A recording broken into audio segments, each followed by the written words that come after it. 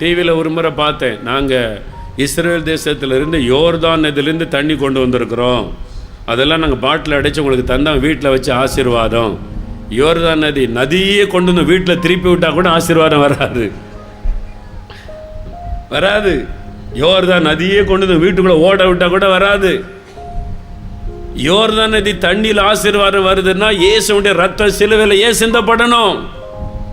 ஆண்டவர் அப்படி சொல்லியிருப்பார். உங்களுக்கு ஆசீர்வாதம் வேணா இயேசு போங்க, யோர்தான் நதி தண்ணி கொண்டு வாங்க, அதை ஊழியக்காரங்க ஜெபம் பண்ணி தருவாங்க, உங்களுக்கு ஆசீர்வாதம்னு சொல்லி வச்சுட்டு போயிருப்பாரு. தவறான நம்பிக்கை. சில ஊழியர்களை பிசாசப்படி பயன்படுத்துகிறான். தவறான நம்பிக்கைக்குள்ளே நம்மை கொண்டு போக இடம் கொடுக்க கூடாது. அல்லேலூயா.